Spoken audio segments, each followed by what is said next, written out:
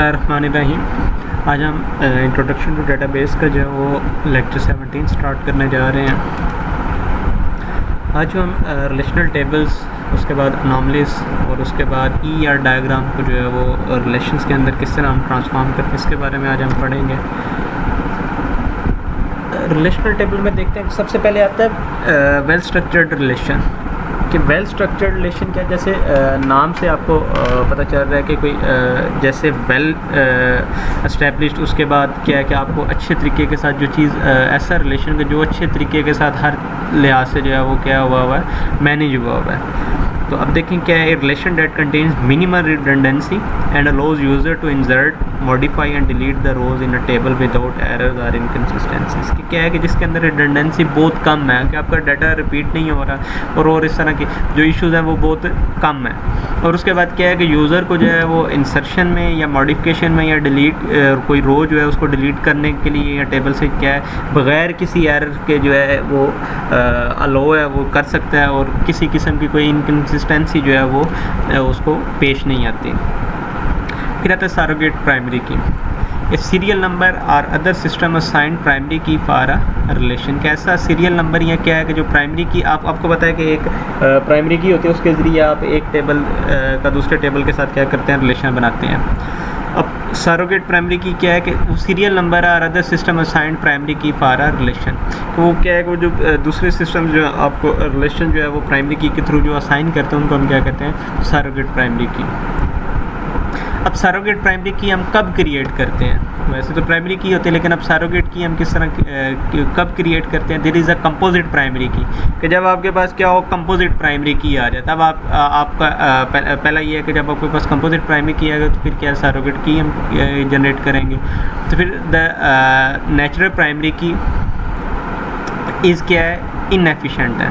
कि जब आपके पास जो नेचुरल प्राइमरी की है, वो नेचुरल प्राइमरी की क्या है कि एक ही used in the organisation identify the conceptual data modelling as the identify. कि जब आप अपनी कंसेप्चुअल मॉडलिंग कर रहे होते हैं, जब आप अपनी डिज़ाइनिंग कर रहे होते हैं, मॉडलिंग कर रहे होते हैं, उस वक्त आप क्या करते हैं, आप कुछ आइडेंटिफायर्स को जो है वो क्या आप अपने उनको आइडेंटिफाई करने के लिए क्या करते हो, आप उनको एक प्राइमरी की कर देते हो, कंसीडर कर लेते हो। तो वो क्या हो जाएंगे, वो इनएफिशिएंट है। वो इनएफिशिएंट क्यों है? क्योंकि वो मे बी वेरी लॉन्ग। कि वो जब आपने कंसेप्चुअल मॉडलिंग के दौरान वो सब कुछ किया तो वो क्या होगा कि वो लॉन्ग हो सकता है। उसके बाद क्या है कि आपकी जो नेचुरल प्राइमरी की है वो क्या है कि इज़ रिसाइकल्ड। अब वो रिसाइकल क्या है कि द कीज़ रीयूज्ड और रिपीटेड पीरियडिकली। कि आपकी वो जो कीज़ हैं वो क्या है कि वो रीयूज़ भी हो रही हैं, और क्या हो रहा है कि पीरियडिकली आप उसको रिपीट कर रहे हैं। यानी एक सीक्वेंस के तहत आप जब आपको ज़रूरत पड़ती है आप उन चीज़ों को क्या करते हो, आप रीयूज़ कर रहे हैं, आप उनको दोबारा बार बार जो है उस एक ही कीज़ को जो है वो यूज़ कर रहे हैं। So it may not actually be unique over time. जब आप एक ही चीज़ को बार बार और मुख्तलिफ़ जगहों पर यूज़ करेंगे तो फिर क्या होगा कि वो यूनिक नहीं रहेगी। अब वो यूनिक किस तरह नहीं रहेगी? क्योंकि क्या होगा, उसमें क्या हो सकता है कि डुप्लीकेशन आ सकती है। नहीं, जब आपने बार बार वो एक चीज़ को किया है तो हो सकता है वो एक ही की जो है वो किसी और जगह पे भी आप यूज़ करो, उससे क्या होगा, डुप्लीकेशन आ जाएगी। डुप्लीकेशन आप किस तरह आ सकती है कि जब आपने नेम या टाइटल्स जो हैं उनके साथ आपने उनको कनेक्ट किया होगा, उनको आप यूज़ कर रहे होगे, तो वो क्या होगा, उससे नेम्स और टाइटल्स की वजह से क्या हो सकता है कि ये हमारे पास एरर आ सकता है कि जी ये हमारे पास जो है वो रिपीट हो रही है या डुप्लीकेट आ रही है। उसके बाद आता है अनॉमली। अनॉमली क्या है? अनॉमली हम कहते हैं किसी एरर को। तो डेटाबेस में जब हमारे पास एरर आता है और एरर वैलिड एरर आए जो किसी वजह से, उसको हम कहते हैं अनॉमली।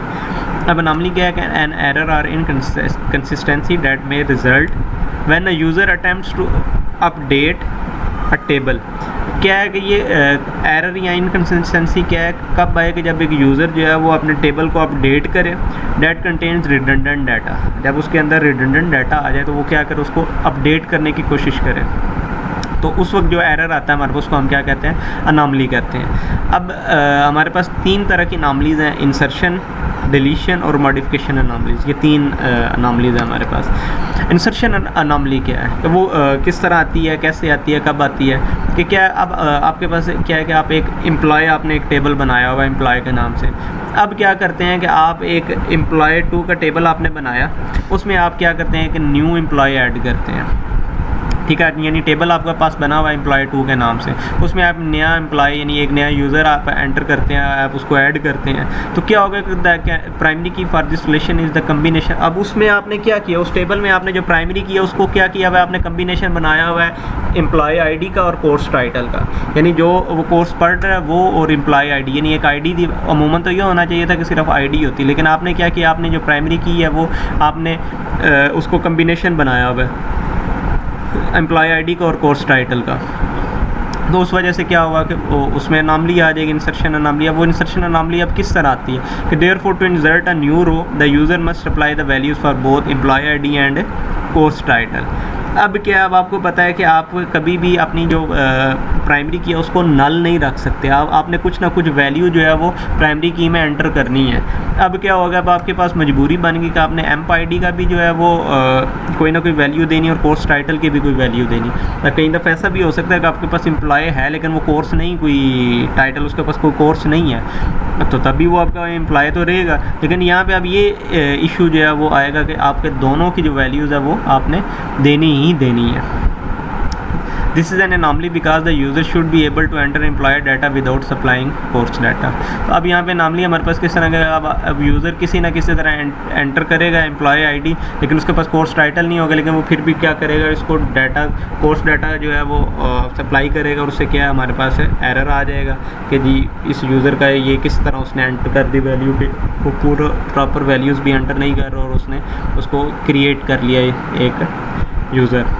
अब ये देखें हमारे पास ये एम्प्लॉय 2 का टेबल बना हुआ है, ये एम्प आईडी आपके पास आ रही है, ये नेम आ रहे हैं, ये डिपार्टमेंट नेम, ये सैलरी का पूरा कॉलम बना हुआ है, ये कोर्स टाइटल, ये डेट कंप्लीट है। अब ये देखें ये 100 है एम्प्लॉय आईडी, ये उसका नेम है, तो ये कोर्स ये दो कोर्सेज जो है वो पहले SPSS और सर्वेस का जो है ये कोर्स टाइटल उसके पास है। फिर ये 140 पे इसके पास टैक्स अकाउंटिंग है, फिर ये एक 110 है, तो ये क्या कर रहा है कि इसके पास ये 2 कोर्सेज हैं, विजुअल बेसिक और C++। अब ये 190 है लेकिन इसके पास कोर्स टाइटल नहीं है। तब यहाँ पे देखें आपके पास अनॉमली आ गई कि आपने इसको और इसको क्या किया हुआ था, कम्बिनेशन बनाया था प्राइमरी की का। तो अब ये 150 है, 150 में भी आपके पास इसी तरह आ गया कि अब आपके पास कोई अलग-अलग आपने उनको एंटर किए हुए हैं। अब हमारे पास आती है डिलीशन अनॉमली कि डिलीशन के दौरान अब हमारे पास क्या है कि अब क्या है कि आपके पास एक एम्प्लॉय है, हम देखें हमारे पास ये 140 के ऊपर हमारे पास एक एम्प्लॉय है, ठीक है, ये आप देख रहे हैं कि ये 140 है, इसके बाद इसका पूरा रिकॉर्ड हमारे पास मौजूद है। अब क्या करते हैं कि हमने जो है वो एम्प्लॉय नंबर जो है वो डिलीट करना है टेबल से, एम्प आईडी जो है वो डिलीट करनी है, सिर्फ 140 को डिलीट करना है। तो उससे क्या होगा कि the result will in losing the क्या इन्फॉर्मेशन दिस एम्प्लॉय, मतलब अब क्या है कि आपका 140 आपने जस्ट ये नंबर डिलीट किया, उससे क्या होगा कि ये बाकी जितनी भी डिटेल है, यानी इस डेट को ये कोर्स कंप्लीट हुआ और ये वाला कोर्स टाइटल जो है वो इस एम्प्लॉय को असाइन था, तो ये सारी डिटेल्स जो हैं सारी की सारी ऑटोमेटिकली क्या होंगी, डिलीट हो जाएंगी। तो उससे क्या होगा कि इन्फॉर्मेशन जो है वो कोर्स की जो इन्फॉर्मेशन है वो भी ख़त्म हो जाएगी, और किस डेट को कितने बंदों ने ये कंप्लीट किया था वो इन्फॉर्मेशन, यानी ये इन्फॉर्मेशन भी चलेगी कि टैक्स अकाउंटिंग कौन पढ़ रहा है, और ये 12/8 जो है इसको जो कोर्स कंप्लीट हुआ वो भी इन्फॉर्मेशन जो है वो भी चली जाएगी। फिर अगली आती है मॉडिफिकेशन अनॉमली। मॉडिफिकेशन क्या है कि आपको चेंजेस कर रहे हैं। अब क्या है कि आपके पास एक नंबर है, तो उसका क्या होता है कि 100 नंबर पे एम्प्लॉय आप क्या करते हो, उसकी आपने ये 48,000 सैलरी है, आपने इसकी सैलरी को इंक्रीज़ करना है। तो अब क्या होगा कि वो must record the increase in each the row of employee. अब क्या होगा कि हमें हर रो के अंदर जो है वो इंक्रीज़ जो सैलरी उसकी इंक्रीज़ हुई है हमें वो ऐड करनी पड़ेगी, उसको करना पड़ेगा कि जी ये इसकी सैलरी इंक्रीज़ हुई है। तो इससे क्या होगा कि डाटा क्या होगा हमारा इनकन्सिस्टेंट होगा, 2 जगह पे आपकी जो इंक्रीज़ सैलरी है वो 2 जगह पे आना शुरू हो जाएगी।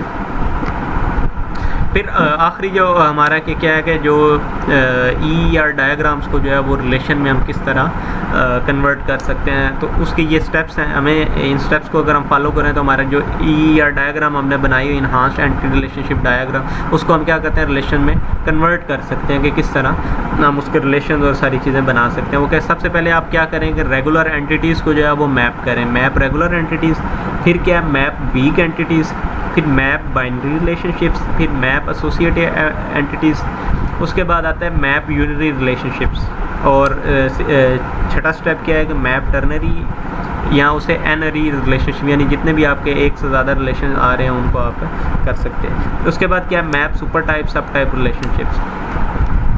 अब क्या, सबसे पहले आपने रेगुलर जो आपकी एंटिटीज़ हैं उनको आपने देखना है कि कौन कौन सी आपके पास रेगुलर एंटिटीज़ का जब आप कर लेंगे, कवर कर लेंगे कौन कौन से एट्रीब्यूट्स हैं, वो सारी चीज़ें आप रेगुलर को, उसके बाद आप क्या करेंगे, आप वीक एंटिटीज़ को जो है वो सामने लाएंगे, वीक एंटिटीज़ को देखेंगे उनको किस तरह आपने टैकल करना है। उसके बाद जो आपके बाइनरी रिलेशनशिप्स होंगे आपने उनकी मैपिंग करनी है, बाइनरी रिलेशनशिप्स को लेके। उसके बाद बाइनरी रिलेशनशिप जब आपके आ जाएंगे तो फिर क्या होगा, आप एसोसिएटिव एंटिटीज़ को जो है वो आप कह लें कि मैप करेंगे। एसोसिएटिव एंटिटीज़ को आप वन बाय वन जो है वो रिलेशनशिप्स में लेके हैं। उसके बाद यूनरी रिलेशनशिप जो अपने साथ ही जो उनके रिलेशंस बन रहे हैं या एक टेबल के अंदर ही मुख्तलिफ आईडीज़ का जो एक दूसरे के साथ लिंक बना हो आप उसको मैप करेंगे। उसके बाद फिर जो टर्नरी जो आपके पास रिलेशनशिप है उनको मैप करने के बाद एंड पे जो है वो आपकी जब पेरेंट चाइल्ड वाला सब टाइप सुपर टाइप का रिलेशनशिप स्टार्ट होता है तो आप उसकी रिलेशनशिप करेंगे।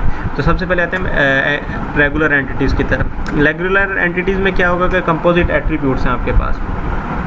When a regular entity type has a composite attribute, जब आपके पास जो एंटिटी है उसका क्या हो, composite attribute हो, only the simple component of the composite attribute are included in the new relationship as its attribute। तो आप क्या करेंगे कि सिर्फ एक जो है वो composite attributes में से सिर्फ जो है वो क्या है, simple components जो है वो उनको आप इंक्लूड करोगे न्यू रिलेशन के।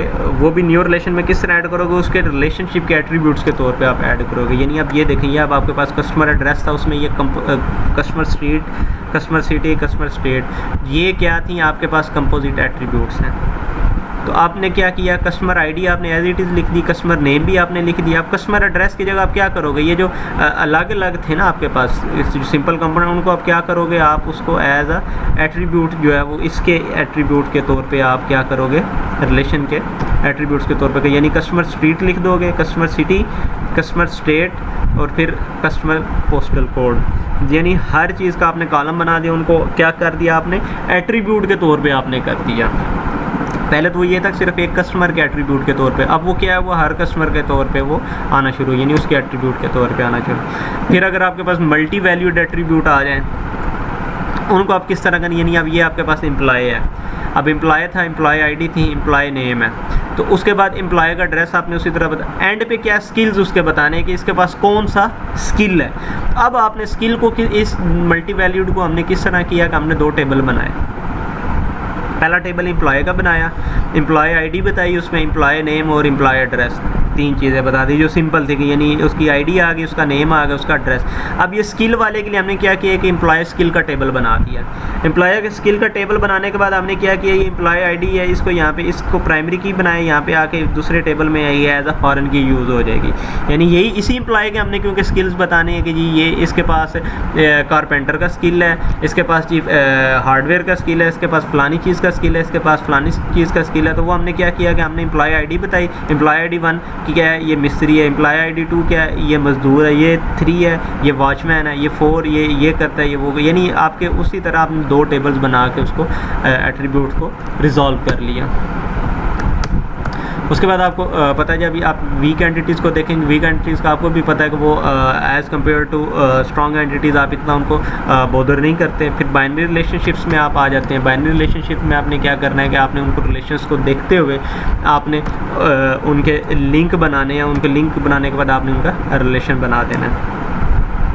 एसोसिएटिव एंटिटी भी इसी तरह होंगी। अब आते हैं यूनिटरी रिलेशनशिप। यूनिटरी रिलेशनशिप आपको पता है कि उसका क्या होता है, यूनिटरी रिलेशनशिप आपको क्या पता है कि मतलब उसका अपने साथ ही रिलेशन बना हुआ। अब रिकर्सिव फॉरेन की क्या है, a foreign key in relation that references the primary key values of the same relation के। रिकर्सिव फॉरेन की हम उसे, वैसे तो फॉरेन की आपको पता है कि क्या है, एक टेबल के दूसरे टेबल से, लेकिन जब रिकर्सिव फॉरेन की कहेंगे वो क्या होगा कि वो उस टेबल के अपने अंदर ही वो एज अ फॉरेन की यूज़ होगी। जब एक टेबल के अंदर ही वो की दोबारा फॉरेन की यूज़ होगी तो उसे हम क्या कहेंगे, रिकर्सिव फॉरेन की। अब रिकर्सिव फॉरेन की किस तरह, यानी एक आपके पास एम्प्लॉय है, एम्प्लॉय आईडी है, employee name, employee date of birth. अब आप सिंपली सिर्फ एक चीज़ देखें, मैं आपको बताता हूँ। अब आप एक एग्जांपल लें कि आपके पास क्या है कि आपका एक कॉलेज है, ठीक है। कॉलेज में क्या है, कॉलेज के जितने भी टीचर्स हैं उनको क्या दिया हुआ है, एक एम्प्लॉय आईडी बताई गई है कि जी ये आपकी एम्प्लॉय आईडी है जी ABCD। तो अब आपके पास क्या होता है कि आपके एम्प्लॉय आईडीज़ के बाद क्या है, उनको जो हैंडल करते हैं वो क्या होते हैं, उनके अपने चेयरमैन होते हैं, HOD। अब HOD के पास क्या है, HOD का भी एक प्राइमरी की स्टार्ट। अब क्या है कि आपका जो नेम आ रहा है वो किस तरह होगा कि जी फ़र्ज़ करेंगे आपके पास कंप्यूटर साइंस डिपार्टमेंट है, ज़ूलॉजी डिपार्टमेंट है, मैथ डिपार्टमेंट है और क्या है, अकाउंटिंग डिपार्टमेंट है। अब आपके पास आता है कंप्यूटर साइंस। कंप्यूटर साइंस के अंदर आपके जो टीचर्स हैं उनमें आ जाते हैं जी आपके जुनैद साहब आ जाते हैं, आपके ज़मान साहब आ जाते हैं। उसके बाद आप मैम पलवशा को काउंट करिए, यानी 3 आपके पास टीचर्स आ गए हैं। अब क्या है, जुनैद साहब की भी आईडी होगी, पलवशा मैम की भी होगी, ज़मान साहब की होगी, उसके अलावा वकास साहब, फैसल साहब, जितने भी आपके पास टीचर्स आते हैं सब की क्या होगी, आपके पास आईडीज़ आएंगी। तो उसके बाद क्या है, आप उनका नेम बताओगे, नेम बताने के बाद आप उनकी डेट ऑफ बर्थ, ठीक है। एंड पे क्या होगा, मैनेजर आईडी क्या है कि जो उनको मैनेज कर रहे हैं HOD है। अब HOD की अलहदा से एक आईडी होगी। अब HOD के अंदर कौन सी आईडी आएगी कि जो उसकी अपनी प्राइमरी की है, यानी अब सारे टीचर्स HOD नहीं होंगे। अब आपके पास फैसल साहब हैं वो HOD नहीं है, ज़मान साहब हैं वो मैथ डिपार्टमेंट के HOD हैं, जुनैद साहब हैं वो HOD हैं। तो वो उमैर लियाकत साहब हैं वो आपके पास HOD, लेकिन उमैर लियाकत साहब आपके पास कंप्यूटर साइंस में नहीं आपको पढ़ाएंगे। तो इस तरह यानी हर टीचर जो है वो एम्प्लॉय ज़रूर होगा, उसकी आईडी होगी, लेकिन जो HOD की जो आईडी है, हेड ऑफ आईडी है, वो क्या होगी, वो सिर्फ 4 टीचर्स को अलो होगी, वो सिर्फ 4 टीचर्स को एलोकेट की जाएगी। यानी वो अपने साथ ही क्या कर रहे हैं, रिलेशन बना रहे हैं। क्या होगा कि अब आपके पास क्या है कि जो HOD है वो अपने ही एम्प्लॉयज़ को जो है वो मैनेज कर रहे हैं, यानी HOD जो है वो अपने ही टीचर्स की रिपोर्ट और वो सारी चीज़ें क्या कर रहा है। अब ये देखें एम्प्लॉय है, अब देखें आपके पास एक कंपनी है, कंपनी के अंदर भी आप इसी तरह मैनेजर है, तो मैनेजर भी तो कोई ना कोई एम्प्लॉय है ना। तो एम्प्लॉय का वो ज़ाहिर बात उसके पास कोई ना कोई आईडी, इसी तरह जो है आपकी वो जब अपने साथ ही रिलेशन बनाता है तो वो होगी यूनिटी रिलेशनशिप। अब उसके बाद सबसे आखिरी स्टेप है कि क्या है कि आप सुपर टाइप और सब टाइप रिलेशन जो है उनको उनकी जो है वो मैपिंग किस तरह करेंगे। कि आप क्या करेंगे, सबसे पहले क्या है कि सेपरेट रिलेशंस क्रिएट करें। सुपर टाइप का आप क्या करेंगे, एक सेपरेट रिलेशन करें और साथ ही उसकी क्या हो, उसकी जो है वो हर सब टाइप का जो है वो सेपरेट जो है वो रिलेशंस जो है वो क्रिएट करें। उससे क्या होगा कि आपको पता होगा कि ये सुपर टाइप है, उसके नीचे ये सब टाइप है और उसका ये सारा रिलेशन, ये उसका पूरा जो एक ट्री की जो एक पूरी ब्रांच है वो आप पूरी की पूरी एक साइड पे रिलेशन बनाओ, दूसरी जो ब्रांच है उसका दूसरी साइड पे, तीसरी जो है उसका आगे अलग अलग। उसके बाद क्या है कि उसके बाद आप क्या करें, assign to relation created for the super type the attribute that are common to all members of the super type including the primary. क्या आप उसमें जो प्राइमरी के उसको भी इंक्लूड करते हुए जितने भी उसके एट्रीब्यूट हैं सबको क्या करें, वो एज अ कॉमन मेंबर आप जो है वो डील करके उनको क्या करें, जो रिलेशनशिप है वो क्रिएट करें। Sign to the relation for each sub type the primary key of the super type and the only those attribute that are unique to that sub type. अब क्या करें कि आप जो साइन करें रिलेशन क्या है, वो ईच सब टाइप, जो सब टाइप उसका क्या करें, primary key of the super type के साथ क्या करें, उसका रिलेशन ना करें और वही जो एट्रीब्यूट्स जो हैं और उनमें क्या जो आपके यूनिक एट्रीब्यूट्स हों। Assign one or more attributes of the super type to function as the subtype discriminator। जो आपके subtype discriminator है उसमें आप क्या करें, वन या मोर एट्रीब्यूट्स जो हैं वो आप असाइन करें। आज के लिए इतना ही, इंशाल्लाह नेक्स्ट टॉपिक में फिर मुलाकात होगी, तब तक के लिए अल्लाह हाफ़िज़।